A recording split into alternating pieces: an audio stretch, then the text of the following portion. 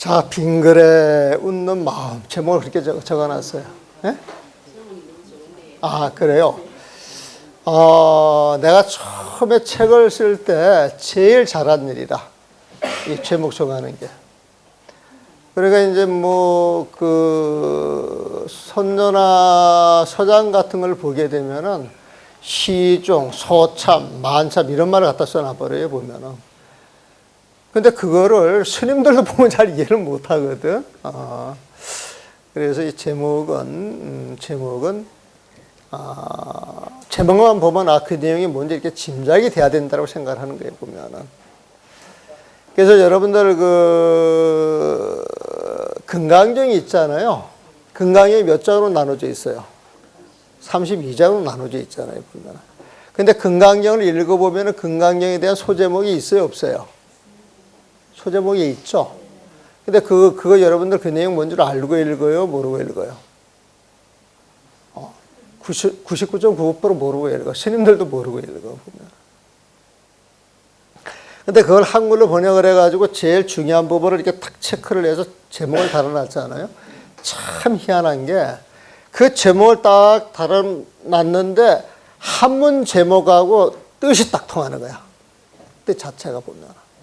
네? 그러니까 이제 그 제목을 달아놓은 글자가 네 자씩 제목을 달아놨는데 그 네 자가 본문에는 한 글자도 안 나오는 글자들이 많아요. 금강경 제목 달아놓은 거 보면. 근데 왜 이 제목을 달아놨을까? 그거는 이 소명태자라고 하시는 분이 이 내용을 완전히 소화해서 여기에 대한 모든 내용을 딱 늑자를 만들어가지고 탁 적어놓은 거예요, 보면. 그 장의 핵심 내용을 가지고 적어놓은 것인데, 금강경 번역할 때 제목을 나는 이제 제목을 그냥 한글에서 뽑아가지고 달아요. 한글로 번역을 해놨으니까. 근데 딱 달아놓은 그 제목이 그 한문하고 착착착착 맞아떨어지는 거예요, 보면. 그래서 아마 소명대자가 한글로 제목을 달아보면 나하고 비슷하게 달아놨을 거야. 한문이라서 이제 그 뜻을 달아놨는데. 그러다 보니까 이제 요즘 나오는 책들은 이렇게 이제 제목을 많이 달아서 나옵니다. 요즘은 이제 이렇게 제목을 달아가지고 나왔는데, 제목을 달아놓으면 첫째 이렇게 딱 눈에 들어오니까, 이해도 되고, 시각적인 효과도 있고, 또 쉽다 생각이 들지 않아, 보면. 개당보설, 그러면 어렵잖아, 개당보설 보면. 원래 그 개당보설이라고 하는 것은, 옛날에 절의 주지는 방장이었어요, 방장. 주지 방장이 나눠진 게 아니고 주지가 방장이에요, 방장이 주지가. 그래서 그 방장으로 딱 임명될 때는 법이 있다라고 해서 방장으로 모시는 거거든요, 보면은. 그럼 당신은 공부가 충분히 됐으니까 이 세상에서 법을 펼치기 위해서 2년처를 주는 거야, 2년처. 근데 옛날에는 그걸 전부 관료들이 관리를 했단 말이에요, 보면. 도첩도 주고, 스님들을 모시는 또 관료들이 모셨어요, 보면. 그러면 절을 하러 딱 맡아 들어가게 되면 당신의 그 법을 살아요. 그걸 개당보설이라 그러거든. 근데 이번에 송가면사에서 그 개당보설을 멋지게 했어, 스님이. 그 TV 탔는가 모르겠습니다만은, 하여튼 그 개당보설 조금 더 연습하면 더 멋있었겠지만, 그래도 요즘 그렇게 개당보설을, 그때 옛날식으로 맞추어서 하면 처음이야. 근데 조금 아쉬운 건 좀 한글로 했으면 더 좋았겠다, 이제 그 생각은 들지. 자, 빙그레 웃는 마음.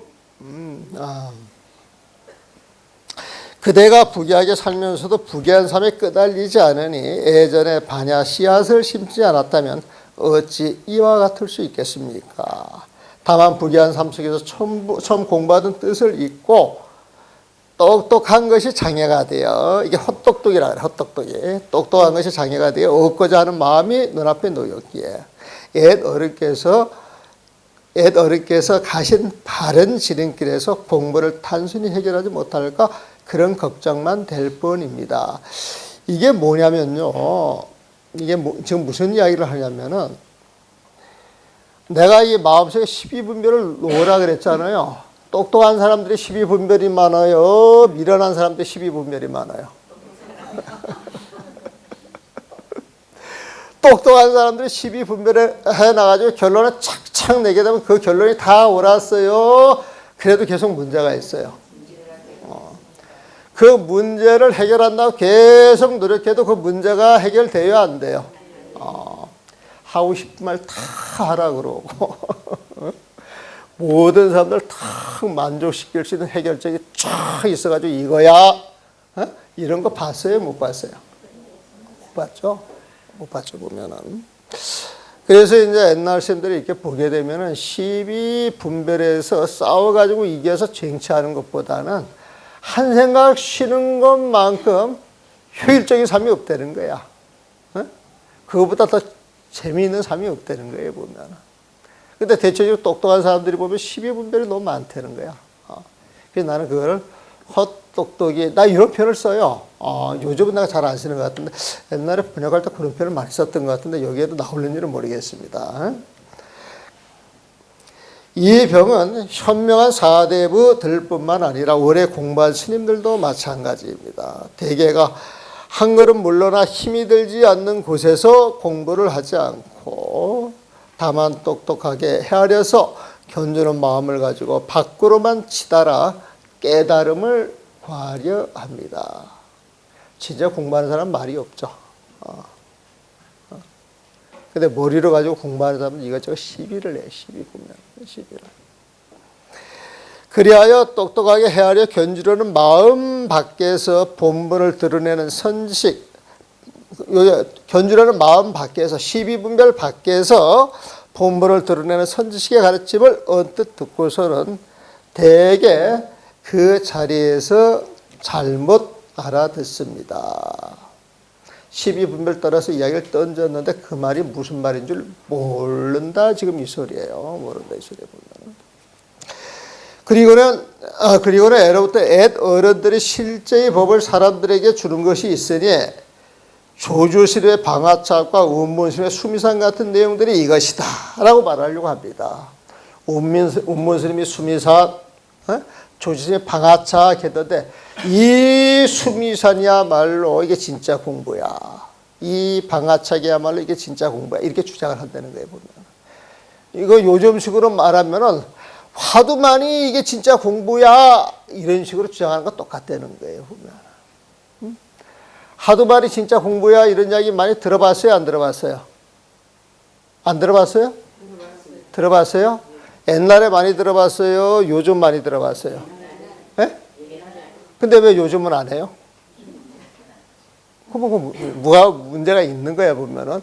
옛날에 많이 했으면 그게 진짜 공부라면 지금도 열심히 해야지. 옛날에도 해야 되고 지금 그런 말이에요 보면. 말만 알아두고 그 말만 가지고 공부다. 들은 것만 가지고 공부다 이렇게 이야기하는 사람이 많다는 거예요.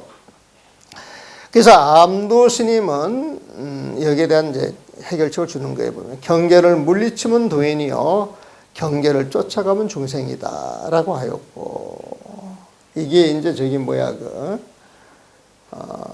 원문 보면은 암두 선사께서 강물이면 위에 상이요 충물이면 위에 하다. 이번 얘기 보면은 강물이면 이걸 또 누가 번역할 때 사물을 물리치면 상이요 충물 사물을 쫓아가면 하다 이렇게 말을 했어요. 사물을 쫓아가면.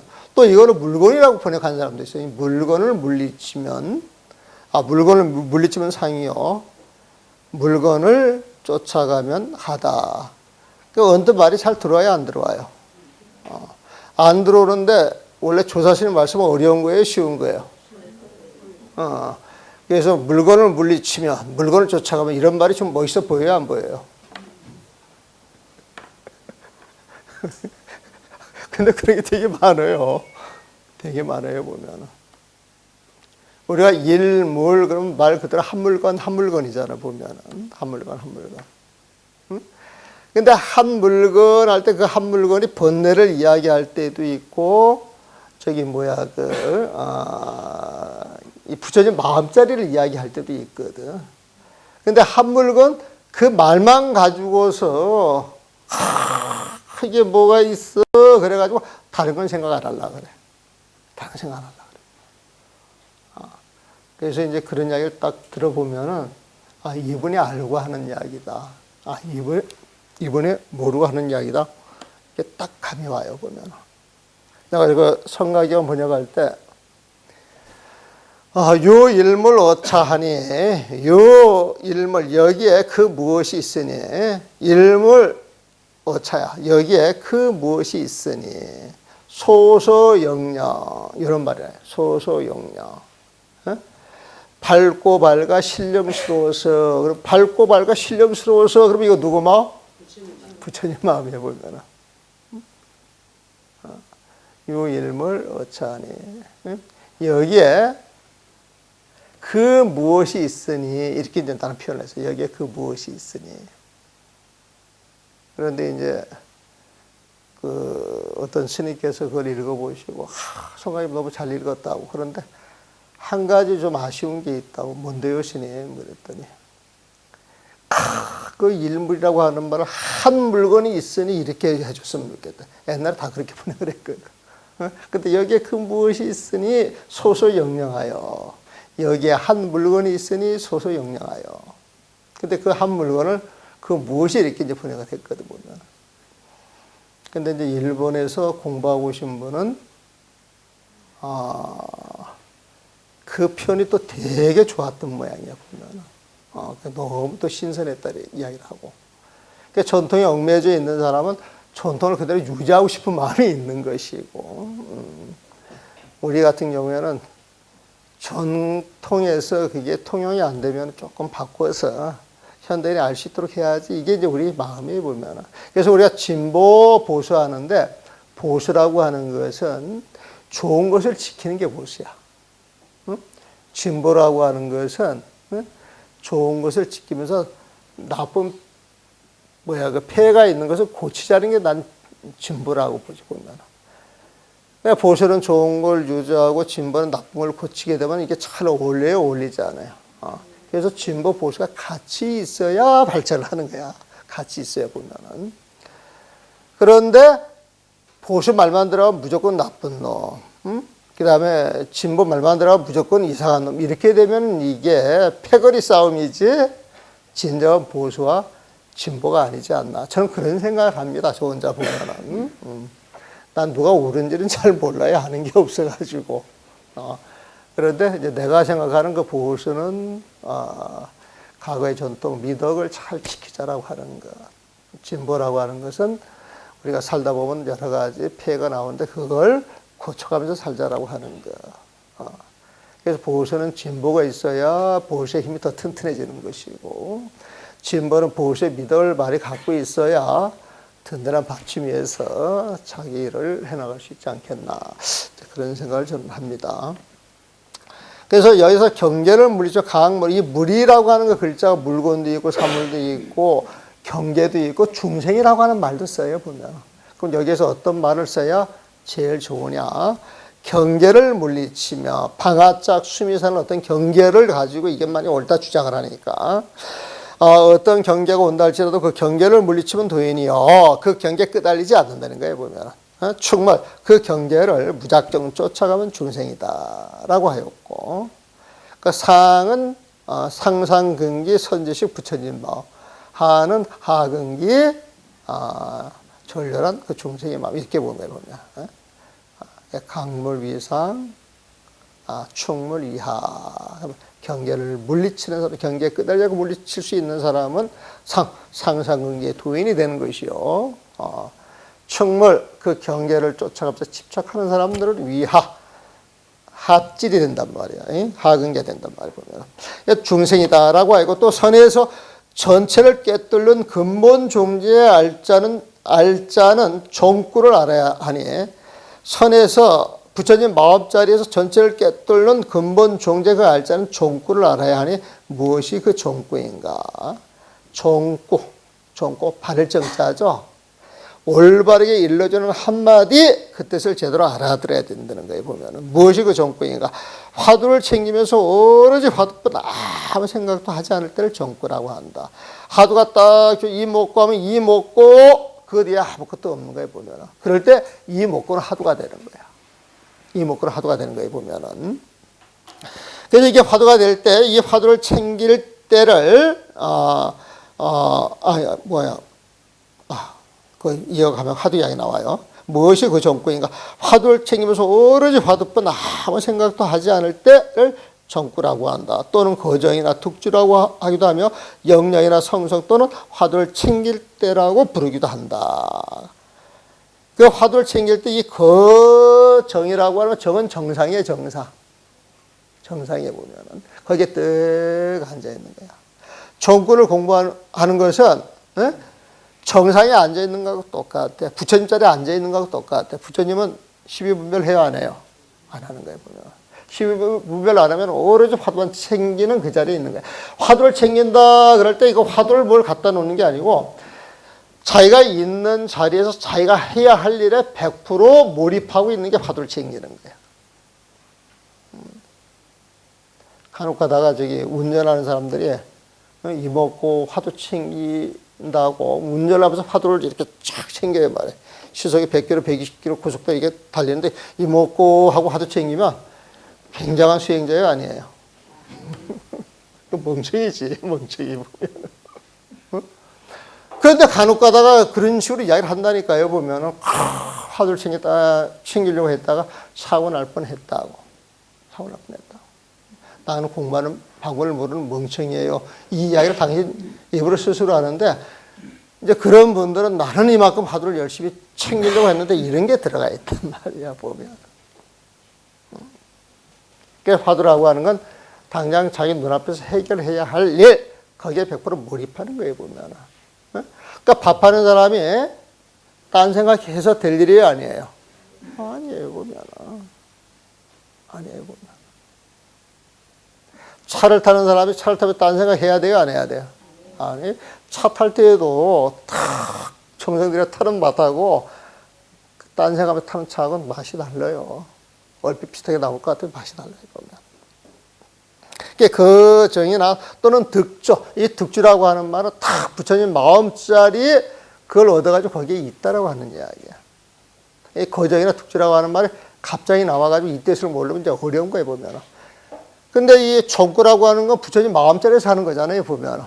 그럼 거정이나 득주도 뭐겠어요? 부처님 마음이야. 그럼 부처님 마음을 갖도록 푸는 거예요, 보면. 아, 정자, 정상에 앉아있어. 아, 이거 부처님 마음에 앉아있구나. 아, 득조, 이걸 얻어가지고 머물러 있어? 어디에 머물러 있어? 부처님 마음자리, 보면. 그 부처님 마음자리에 머물러 있게 되면 모든 게 뚜렷하게 보여요, 안 보여요? 그게 영역이야, 영역. 머리가 성성에 깨어있어요, 안 깨어있어요? 그거 성성이야, 성성. 그 영역, 성성, 거저, 득조, 정고, 화두. 같은 말이에요, 다른 말이에요? 아, 같은 말이다. 되게 쉽죠? 그러니까 쌍자, 쌍조, 진공, 묘에 부처님하고 부처님제만 딱 적용을 하면 된다니까요, 보면은. 부처님하고 맑고 맑아서 깨어있는 거예요, 성성이야. 깨어있기 때문에 영역, 모든 걸 환하게 볼 수 있는 거예요, 보면. 이 영역은, 우리가 모든 걸 아니면 또 이 영역이라고 하는 그 마음자리 환히 드러난 그 자리를 이야기할 때 그냥 부처님 마음이야, 보면은. 그러나 화두를 챙길 때를 가지고 옳고 그르다라고 하는 분별하는 모든 화두를 챙길 때를 가지고 화두를 챙길 때 옳고 그르다고 분별하는 모든 마음을 그 자리에서 함께 없앤다는 거예요. 옳고 그르다고 분별하는 모든 마음, 12분별하는 마음을 싹 없애는 거야. 그러나 화두를 챙길 때라고 하면 화두를 챙길 때가 아니다. 만약에 내가 화두를 챙긴다, 나는 화두를 챙기고 있어. 그러면 화두를 챙기고 있는 거예요? 안 챙기고 있는 거예요? 화두를 챙기면 거기에 무립이 되는 화두를 챙기고 있었다. 안 생각하고 일어났단 말이야, 보면. 그건 안 되게. 그러나 화두를 챙길 때라고 하면 화두를 챙길 때가 아니다. 이 번역은 조금 까다로운데요. 그래서 내가 이렇게 설명을 한번 합니다. 옳다는 말이나 그르다고 하는 말도 인정치 않으니 옳다는 말 그르다고 하는 말 12분별하는 말을 인정치 않으니 마치 한 덩어리의 불과 같아서 여기에 닿는 모든 것을 태워버린다. 화두를 한 덩어리의 불에 맞추는 거예요. 부처님 마음을 한 덩어리의 불에 맞추는 거예요, 보면은. 부처님 마음자리에 12분별이 일어나지 않아요. 십이분별이 일어나려고 하다가 부처님 마음이 있는 그 자리에 딱 붙으면 이게 사라진다는 거야. 네? 그래서 화두를 한 덩어리 불, 또 기름 가마가 펄펄 끓는 가마솥에 돼가지고 이 화두라고 하는 것은 개가 기름을 끓여가지고 펄펄 끓는 그 기름 가마를 떡 핥는 것 같아. 걔가 핥을 수 있어요, 없어요? 없는 거야.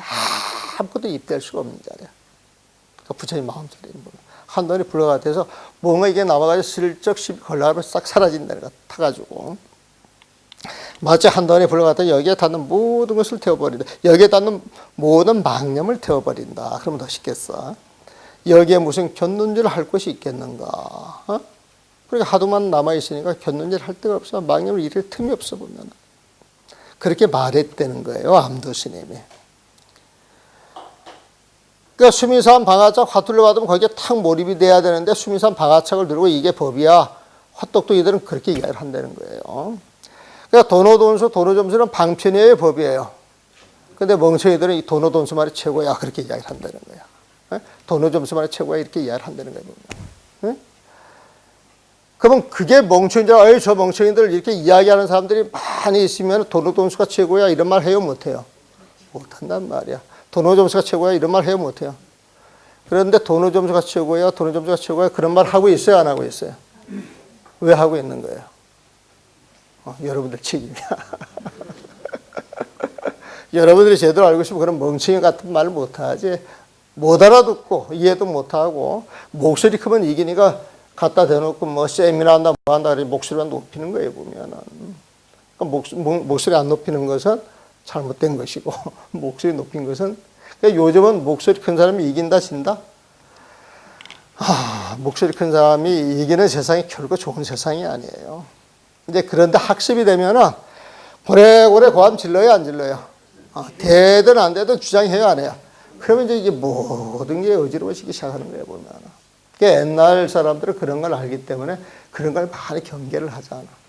경계를 해가지고 그런 식으로 대책 없이 저지르는 짓은 피차가 전부 손해를 보니까 그렇게 하지 말라, 그렇게 하지 말라. 그렇게 교육이 많아서 그런 교육을 많이 받아가지고 그렇게 교육을 받은 사람들이 많이 있으면 세상이 이렇게 혼란스럽지 않아요. 근데 이제 그렇지 않은 사람들이 더 많기 때문에 이제 혼란스러운 거죠. 오늘날 사대부들이 대개 헤아려서 견주는 마음으로 자기가 기댈 터전을 삼기 때문에 이런 이야기를 들으면 곧 공에 떨어진 것이 아니냐라고 말을 합니다. 아무것도 하지 말고 오로지 이목구에서 모든 게 사라져야 된다. 그건 공에 떨어지는 게 아니냐. 그렇게 이야기를 하는 거예요, 보면. 이것도 아르마니 가지고 하는 이야기죠. 이를 비유하면 배가 뒤집히지 않았는데도 스스로 먼저 물에 뛰어드는 것과 같습니다. 이는 몹시 가련한 일이라 하겠습니다. 우리는 지금 배를 타고 있어요. 고해 바다를 건너가는 배를 타고 있어요, 보면.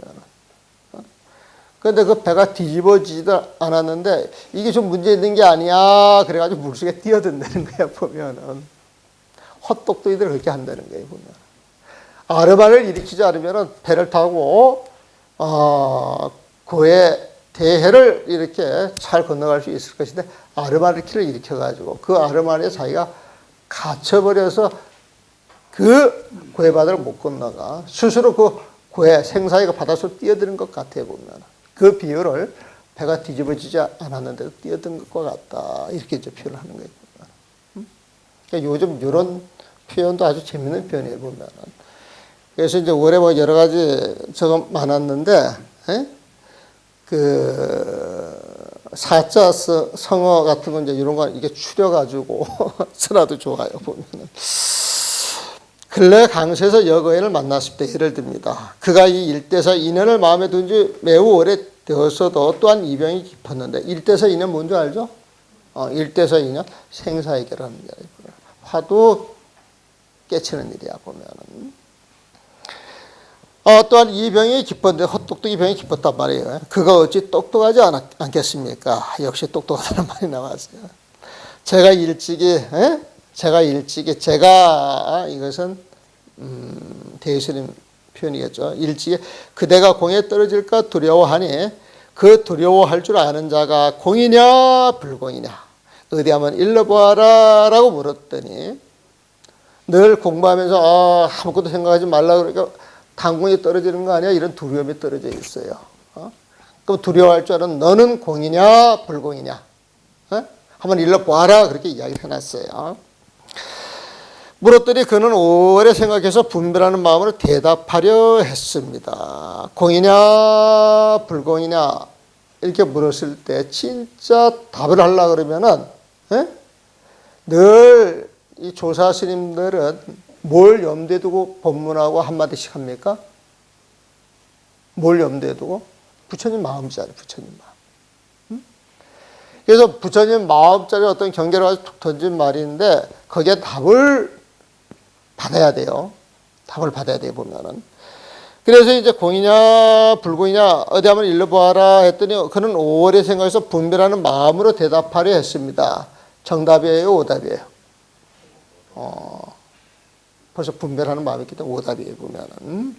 그러기에 그때 한번 윽박지르더니, 야, 이게 뭐 하는 거야? 할! 했단 말이에요, 보면은. 근데 지금까지 망연자실하게 어찌할 바를 모르고 있습니다. 할 소리 깜짝 놀래가지고. 깜짝 놀래가지고. 어찌할 바를 모르고 있습니다. 이는 모두 깨달음을 구하려는 마음이 눈앞에 놓여서 스스로 걸림돌이 되었기 때문입니다. 무언가 찾는 마음을 자기 눈을 가리고 있어. 찾는 마음이 떨어진 그 자리에서 부처님 마음을 볼 수가 있는데 거기에 걸려있는 거예요, 보면은. 다른 일에 관계된 것이 아닙니다. 스스로 걸림돌이 됐지 다른 일에 관계된 것이 아닙니다. 그대가 이렇게 공부하여 일구월십 노력하다 보면 자연히 원하는 대로 공부가 될 것입니다. 그러나 만약 깨달음을 기다리는 마음을 깨하고 모든 경계가 사라진 경계를 찾는다면 당장 공부를 시작하여 미륵보살이 내려올 때까지 공부하더라도 깨달을 수 없고 실수가 없어 점차 번뇌만 더 많아질 것입니다. 이 말은 공부 분상에서 자기 생각이 들어가면 절대 공부가 안 된다. 근데 자기 생각이 많은 건 누가 많이 갖고 있느냐? 헛똑똑이들이 많이 갖고 있다. 많이 갖고 있다. 그래서 이 또 사장을 봐가면은 헛똑똑이보다 아둔한 자가 공부를 더 잘한다. 또 누가 너는 자기는 너무 둔합니다. 또 그렇게 이야기를 해. 그래서 둔해가지고 아무것도 모르는 그 마음자리에 그 마음자리를 쫙 지키고 있으면 정말 공부가 빨라. 헛똑똑이들의 생각이 많아가지고 왔다 갔다 하는데 아둔하니까 생각을 순간순간 일으켜요. 잘 못 일으켜요. 그래서 차라리 잘 못 일으키니까 일으키는 게 쉬워, 안 일으키는 게 쉬워. 그럼 그대로 실시되는 거야. 또 그래 주는 이야기를 해 보면은. 그래서 평전화사께서 신령스러운 광명이 어둡지를 않아 망고에 빛난다. 이 문 안에 들어오려면 아르마리를 두지 말라고 하셨고, 신령스러운 광명, 그러니까 이 부처님 마음자에서 나오는 거야, 보면은. 그 어둡지를 않아. 망고에 빛난다. 시방에서 빛나는 거야. 그래서 이 문 안에 들어오려면, 이 문 안이 어디예요? 부처님 마음자리잖아요. 이 문 안에 들어오려면, 이 부처님 마음자리에 들어오려면 아르마리를 두지 말라. 아르마리를 두지 말라. 이게 반야신경의 무한계 내지 무의식계야. 그 아르마리는 무명이 왔으니까 무무명이야, 보면. 아르마리가 없어가지고 무명이 없으니까 생로병사 있겠어요, 없겠어요? 그게 문어사예요, 문어사. 문어사예요, 보면. 이게 절일집에 가면은 많이 써져 있는 글이에요. 여기 있는 분들 가운데에서 올 봄에 성자람 오셨죠? 성자람 들어갈 때 무슨 글이 써져 있습니까? 일주문에 이 글이 써져 있잖아요. 응? 뭐야? 신광이 불매하여 망고 희윤이 입차 문내에 막전지하라. 신광이 불매, 신령스러운 광명이 확 빛나 어둡지를 않아 보면. 근데 이 광명이 망고 희유야.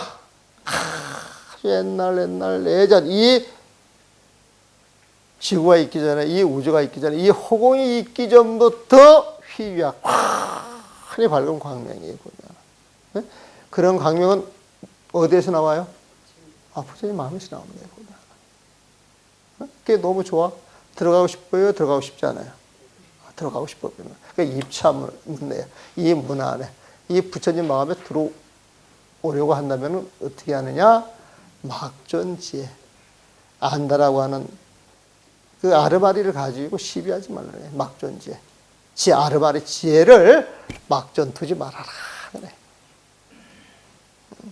그래서 이 문안에 그러면 그 절집 문안이라고 보통 생각하는 사실은 부처님 마음이야. 부처님 마음이 있는 자리가 도량이거든, 사실은. 우리가 도량석 하죠? 도량석 하면서 모든 사땡이를 전부 분리치자로 보면, 그 부처님 마음자리가 드러나야 그게 이제 진짜 도량이야, 보면은. 그게 진짜 도량이야. 자, 신령스러운 광명이 오덥지를 않게 유명한 개송이에요, 보면은. 신광불매 망구희요. 망구에 빛난단 말이야, 희요. 이 문 안에 들어오려면 입참물래, 이 문 안에 입내 들어오려면 막전지혜라. 지혜를 두지 말라 하셨고, 또 우두영 산사는 이에 이런 유심이나 무심으로 찾을 수 있는 것이 아니다. 말로 언급하나 침묵으로 통할 수 있는 것이 또 아니다라고 했습니다. 유심, 어떤 마음을 가지고 찾는 것도 아니고, 무심, 마음을 싹 비워서 찾는 것도 아니고, 말로 언급하거나 침묵으로 통할 수 있는 것도 아니다라고 했습니다. 근데 여기서 유심, 무심, 말로 언급하거나 침묵, 이것은 그 내용을 이렇게 들여서 조금 더 설명하면 집착하고 있는 거야. 여러분들 무건한다 그러죠, 무건. 무건이 뭐예요? 말을 안 하는 것. 말을 안 한다. 이 소리는 마음속으로 생각을 일으키는 거예요? 일으키지 않는 거예요? 원래 진짜 무건이라고 하는 건 성스러운 침묵이라고 하는 건 마음이 쉬는 거예요. 마음이 쉬는 거예요. 근데 마음은 끊임없이 열불이 나는데 이만 꽉 다물면 어떻게 해야 돼? 화병. 그 병들어 보면은. 그 진짜 침묵은 부처님 마음을 가질 때 그게 진짜 침묵이에요. 그러니까 부처님 침묵은 이거 만명통치약이 아니야. 공진단보다 나아요, 안 나요? 그래서 그 손녀 보게 되면 영단이라 그래, 영단. 부적 같다 그래, 보면. 이제 만사 형통시켜주는 거라 그래. 사실이 그래요. 보면. 그러니까 이것이 중생들 제도하려고 진흙탕에 뛰어드는 늙은이들의 으뜸가는 간절한 말입니다. 이런 말도 필요가 없는데 이런 말들을 하는 것은 중생 제도를 위해서 노파심 때문에 했다 이 소리죠. 그런데도 더러 참선한 사람들이 이런 가르침을 놓쳐버리고 조금도 이 무슨 도리인 거를 꼼꼼히 살피질 않습니다. 줏대 있는 사람이 이 말을 듣자마자 바로 건강보험의 갈래로서 네 갈래 갈등을 끊는다는. 줏대 있는 사람들이 이 말을 듣자마자 바로 건강한 보험이 한 칼로서 네 갈래 갈등을 끊는다면, 네 갈래 갈등이 12분별이잖아요. 여기서 보면은 건강한 복음이 뭐예요? 건강한 복음? 종은 다 누구들이라 그랬어? 건강한 복음 뭐예요? 그 부처님 마음이잖아요. 부처님 마음을 착 갖게 되면은 부처님 마음은 무너뜨릴 수 있어요, 없어요? 그게 건강이에요, 건강. 모든 삿된 것을 베어낼 수 있어요, 없어요? 있잖아요, 보면은. 그게 검이에요, 보면은. 그 검이야말로 보배 가운데 보배겠죠? 그래서 건강, 왕보검이야, 건강. 건강. 부처님의 마음을 가진 그 법왕으로서의 보배로운 검의 한 칼로서 네 갈래 갈등을 끊는다. 부처님의 마음을 착 갖게 되면 일체 15배를 딱 끊어진단 말이에요.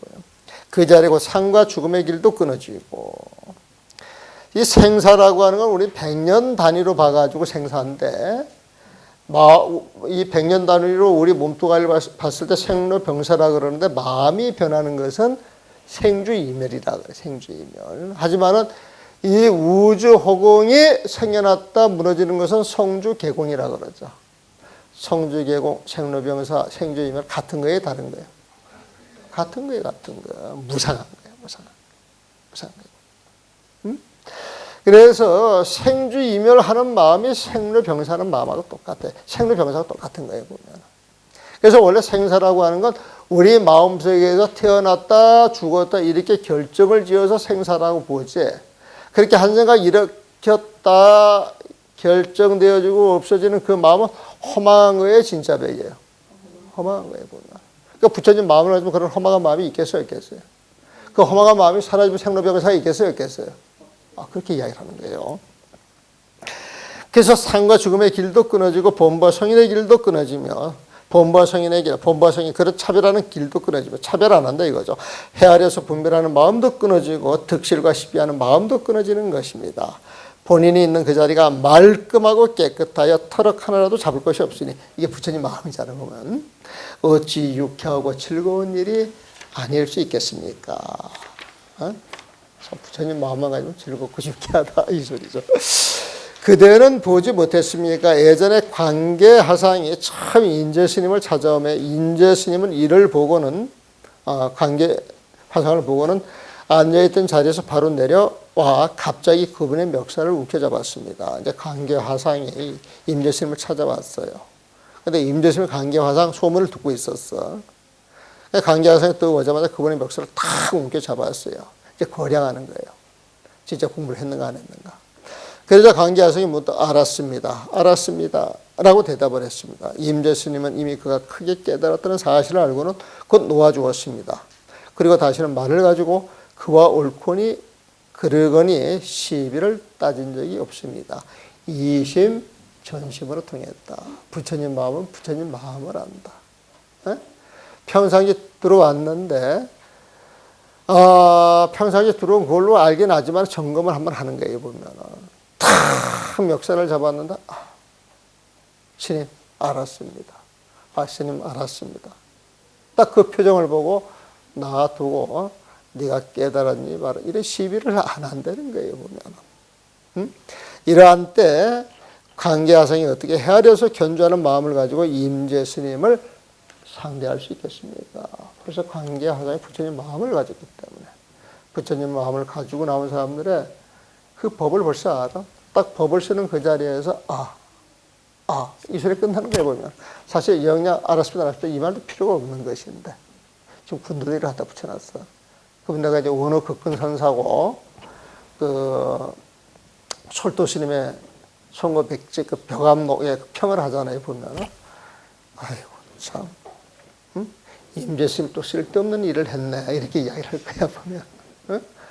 그걸 보고 알아야지 말이고 멱살을 잡아야 돼. 이렇게 이야기할 수 있어요, 없어요? 근데 이제 그렇게 이야기하는 것은 재미야. 그래서 내가 그 여름에 벽암록 한 3칙 보니까,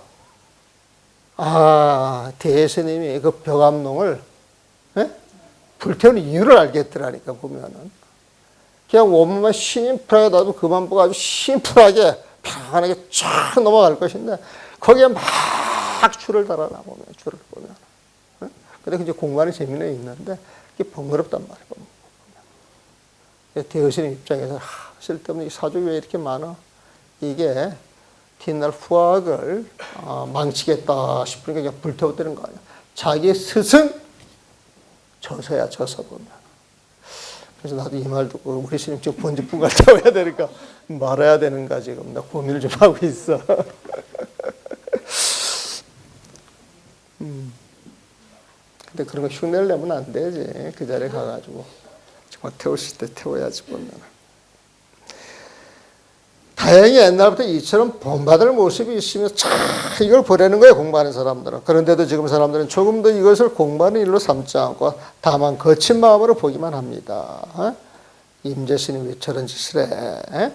관계화상이 처음부터 깨달음을 기다린다거나 모든 경계가 사라져 쉬어질 자리를 찾는 마음이 조금이라도 앞에 있었다면 12분이라는 마음이 조금이라도 앞에 있었다면 멱살을 잡히자 문득 깨달았다고 말하지는 못했을 것입니다. 알았습니다. 알았습니다. 이 말이 깨달았다 이 말과 똑같은 거예요. 바로 손과 다리를 꽁꽁 묶어서 동서남북 천하를 돌며 한 바퀴 빙 돌아다닌다 할지라도 깨달음을 얻을 수 없습니다. 다른 짓 안 하고 천하를 돌아다니면서 모든 선지식을 만난다 할지라도 깨달음을 얻을 수 없어요. 12분이라는 마음 가지고는. 모든 경계가 사라져서 마음이 쉴 자리를 얻을 수가 없는 것입니다. 마음이 쉴 자리, 부처님 마음. 평소 헤아려서 견주려는 마음이 중생의 아르마리예요. 이 헛똑똑이들. 상과 지금의 문제를 따라서 흘러다니는 것도 중생의 아르마리이며 생로병 사는 것도 중생의 아르마리예요. 여러분들 죽을 때 여러분들 마음만 가지고 이 세상을 떠나는데 이게 공포에 떨면 지옥으로 하는 거예요. 보면 하면 하늘 세상을 보는 거예요. 공포 편안 이런 데 연연을 하지 않냐고 일체 아르마리가 쫙 떨어지면 그 마음 자체가 영원한 삶을 보장하는 자리이기 때문에 생로병사가 있는 듯해도 생로병사가 아니라는 거예요. 두려워하거나 당황하는 것도 중생의 아르마리입니다. 지금 참선하는 사람들은 이 병을 알지 못하고서 자기의 시비 분별로서 오는 병인데 그 병을 알지 못하고서 다만 중생의 아르마리 속에서 떴다 가라앉았다 할 뿐입니다. 내가 시주를 많이 했으니까 천당에 갈 거야. 다른 나쁜 짓을 많이 했으니까 지옥에 갈 거야. 지멋대로 이런 분별을 하고 있다는 거예요. 그런데 모든 것이 뭐예요? 환이었잖아. 환. 모든 것이 환인 줄 알고 거기에 속지 않으면은 그런 경계에 끄달려갈 이유가 조금도 없는 거예요. 보면. 이것을 화응경에서는 중생의 분별을 따라서 행하고 중생의 분별을 따라서 행하고 부처님의 지혜를 따르지 않는다고 말합니다. 부처님의 지혜를 따르지 않는다. 이건 부처님 마음을 따르지 않는 거예요. 중생의 분별을 따라서 행하고 이거 12분별하는 거예요. 보면은 원문을 보게 되면 수식이 행 불수시라 이게 화응경글이랍니다. 수식 할 때 이 식은 그 원문의 네 번째 줄 소의 이른바 수식 아르마리를 따르고서 행하는 것은 중생의 아르마리요 불수지 부처님의 지혜를 따르는 것이 아니다. 그런 말을 화응경에서는 하고 있다는 거예요. 이 때문에 본지풍광과 본래 면목이 어두운 것입니다. 본지풍광과 본래 면목은 같은 말이에요? 다른 말이에요? 이제 같은 말인 줄 알겠어요? 본래 면목 그러면 뭘 이야기해요? 부처님 마음이잖아 보면은. 본지풍광 본지라고 하는 말 한 번 나왔죠 앞에. 본지는 뭐라 그랬어요? 부처님 마음이라 그랬죠? 거기에 빛이 나와가지고 모든 걸 비춰 드러내는 게 풍광이야 풍광. 그렇죠? 우리가 본래 면목, 본래 얼굴, 부처님의 본래 얼굴, 중생의 본래 얼굴이 뭐냐 이거에 보면 부처님 마음이잖아. 그렇죠? 그래서 본래 면목, 본디 얼굴, 너의 본디 얼굴이 뭐냐, 너의 본디 마음이 뭐냐 이렇게 이야기할 때 그것도 부처님 마음이에요 보면. 이거를 다 하려고 그랬는데 못하겠네요. 양이 제법 되네. 끝나는데. 그 다음 페이지 가서 해버립시다. 그냥 한번 읽으면 끝나지. 만약 한꺼번에 모든 것을 놓아서 견주려는 마음이 조금도 없다면 문득 나라는 생각이 사라져서 견주려는 마음이 심리분별한 놈이 없으니까 내가 사라져. 그래서 본분사 언저리에 닿을 것입니다. 자, 본분사가 뭔지 알죠? 본분사가 뭐예요? 부처님 마음이야. 본분에서 하는 일이니까. 되게 쉬워요. 본문사 언저리에 닿고 부처님 마음 언저리에 닿는다 이거예요. 그 중생의 아르마리가 바로 진공묘지로 본문사 언저리에 닿았다 이건 부처님 마음이 됐다 이 소리거든. 거기에 중생의 아르마리가 바뀌어가지고 진공묘지야. 진공묘지. 진공묘지 처음 들어요? 들어봤어요? 네? 이건 진공묘지는 공정영지 진공묘지 합쳐서 한 거예요 보면은. 텅 비어서 조용하면은 묘하게 있어가지고 영이 신령 쓸 때 안다 그랬잖아요 보면은. 그러면 진공이나 공정이 같은 말이죠 보면은. 그럼 같이 갖다 놓고 묘 위에다가 영지를 갖다 합쳐놓은 거야. 묘한 지혜다. 진공묘지. 그래서 이 진공묘지는 대스님 이제 쓰는 말이야. 그러니까 대스님 말을 하나 만들었어요, 안 만들었어요? 만들었죠. 나도 하나 만들까요? 나는 그냥 부처님 마음과 부처님 지혜 그렇게 이제 바꿔요 보면. 그렇게 통해서 보는 거예요 보면은.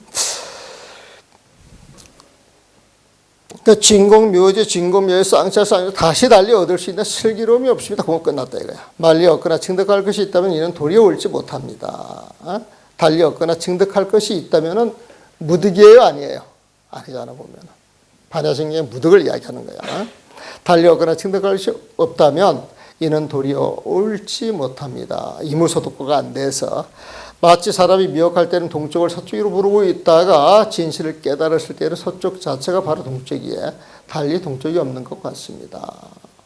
동서남북은 이미 결정되어 있는데 서쪽을 보고 저게 동쪽이야 그러면은 내가 동쪽이야 한다 그래가지고 서쪽이 동쪽으로 바뀌어요. 그대로 있어요.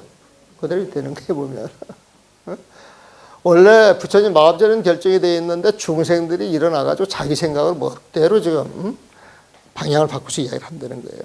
이 진공묘지는 커다란 허공과 똑같은 수명을 갖고 있습니다. 태허공이요, 태허공.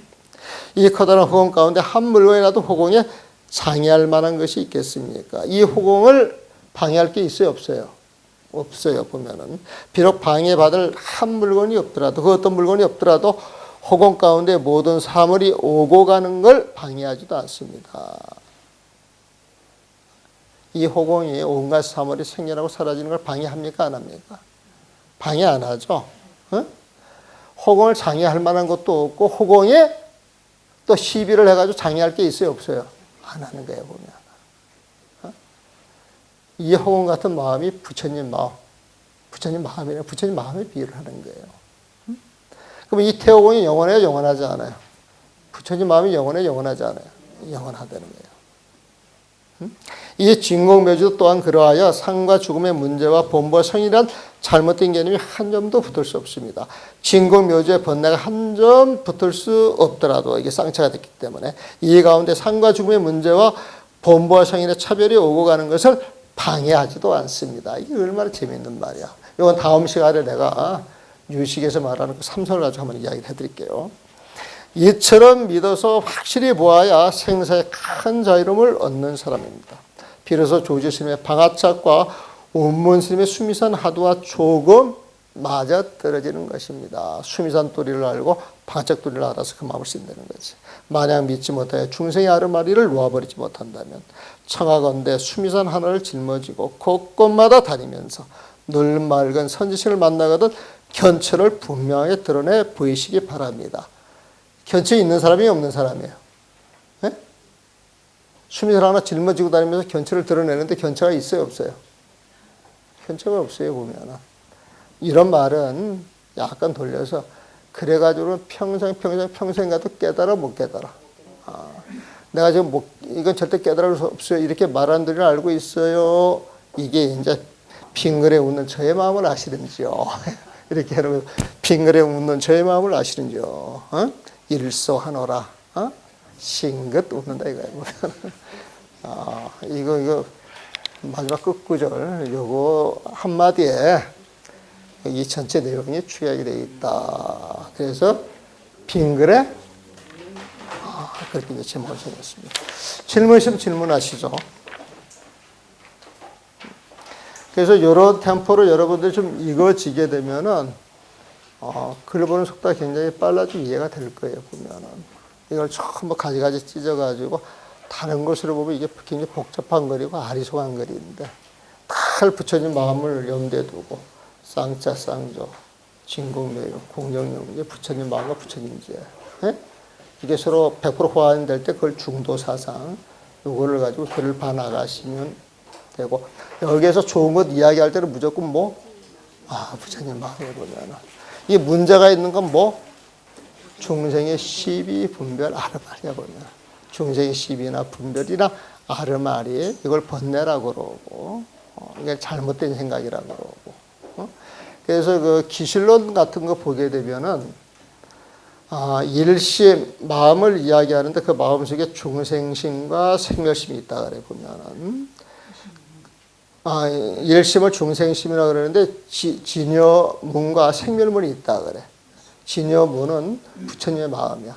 생멸문은 진여문은 부처님의 마음 진여로 가는 길이고 생멸문은 중생의 길 사막도로 가는 길이야 보면 그 생멸문 자체는 보면은 그래가지고 기실론에서는 중생의 시비 분별에 대해서 여러 가지로 이야기를 해 보면은 삼세 육치라고 이야기를 하기도 하고 의와 의식이라고 이야기를 하기도 하고 구식이라고 이야기를 하기도 하고 그다음에 거친 모습, 세밀한 모습 그래가지고 또 번뇌의 지혜, 번뇌자고 설정해가지고 여러 가지로 이야기를 하는데 단지 이게 중생의 아르마리를 그게 많은 것이라 처음에 이렇게 차별해가지고 이렇게 토막만 내놨을 뿐이거든요 보면은 근데 크게 보면은 그냥 중생의 아르마리를 열심히 설명하고 있는 부분 그런 마음이 생멸심이고 부처님 마음을 트기 위해서 부처님 세상으로 가려고 하는 게 진여심이에요 보면은 화두라고 하는 건 진여심을 갖기 위해서 공부하는 거예요 보면은 그래서 그 기실론도 우리가 굉장히 깡깡기신해서 어렵게 생각을 하는데,